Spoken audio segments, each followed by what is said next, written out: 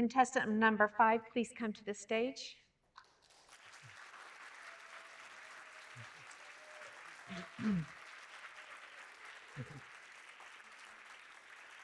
Thank you, Conference Toastmaster. Contestant number 5, Giancarlo Campagna, The Nudge. The Nudge, Giancarlo Campagna. Thank you. Thank you.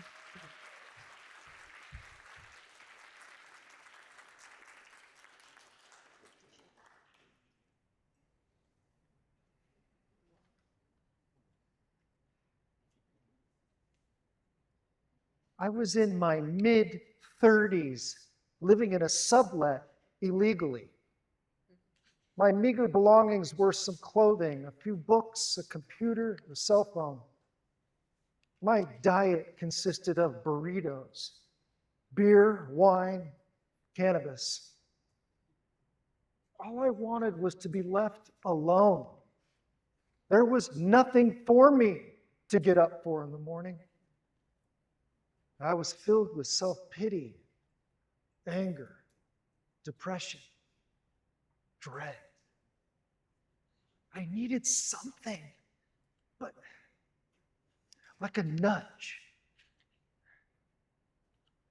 One night, my best friend and favorite high school teacher calls. His name is Jim. Giancarlo, you still in that acting class? Yeah, I go once in a while. Well, I have a monologue for you. It's the apology speech from the trial of the Catonsville Nine by Daniel Berrigan. It's based on true events. You'd be great at it. Oh, okay, but I'm coming by. Click. A few minutes later, Jim thrusts the play into my hands. He takes a quick look around my apartment, sees the dishes, the scattered papers, my bong, and leaves. Now, I read the play. I reviewed the monologue. It was fascinating. In 1968, 9 men and women went into a military draft office in Catonsville, Maryland, and took from the filing cabinets almost 400 files and burned them in the parking lot outside the office. Then stood in a circle praying until they were arrested. Now that took conviction, and I wanted some of that.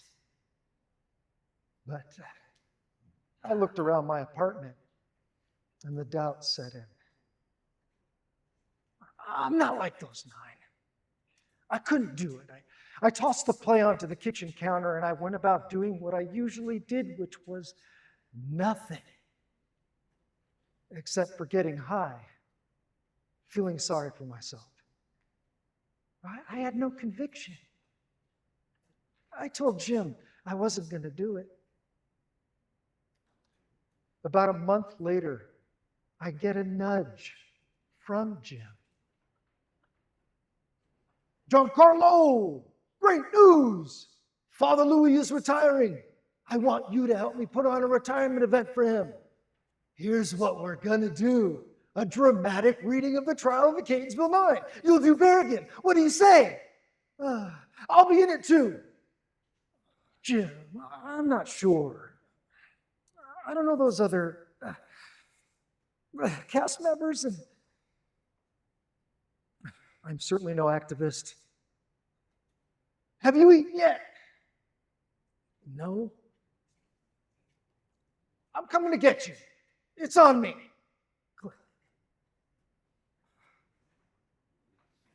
Why couldn't he see that I didn't want to do it? But I couldn't do it. Over dinner, I felt the nudge. And though I was reluctant, I agreed to help Jim with the play. At our first rehearsal, we went around introducing ourselves. Now, all the others had been arrested with Father Louis for some action or another. Anti-war, pro-immigrant, homeless advocacy. These were people who worked in the community and they stood for something. Me? I said, I'm an actor. I know Jim. We performed to about 300 people, mostly gray-haired activists. When it was my turn to be cued for my monologue, I get another nudge from Jim. You're on. Well, walking down center stage, my heart thumping in my chest, I launched into the speech. Our apologies, good friends, for the fracture of good order, for the burning of paper instead of children. And then it hit me.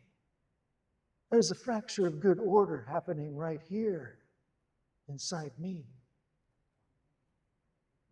About a week later, Jim and I met with Father Louis, and to my astonishment, they asked me to be the interim director of a homeless day shelter they ran out of a church. I hesitated, and I took the position. On my first day at the shelter, I met all types of people. They were cold, hungry, tired, addled in some way, either going up or coming down from a fix. They were lonely, lost. One morning, a gentleman gets my attention, and he is dancing a little jig. He stops right in front of me. He looks right at me and says, "Got any socks?" I went and got him some socks and handed them to him. He says, "Thank you, brother," and continues with his jig. Now that man had conviction. And in that moment, I felt compassion, peace, and security. And I thought of Jim. And I realized that conviction had finally found me. And all it had taken was a little nudge and the courage to accept it.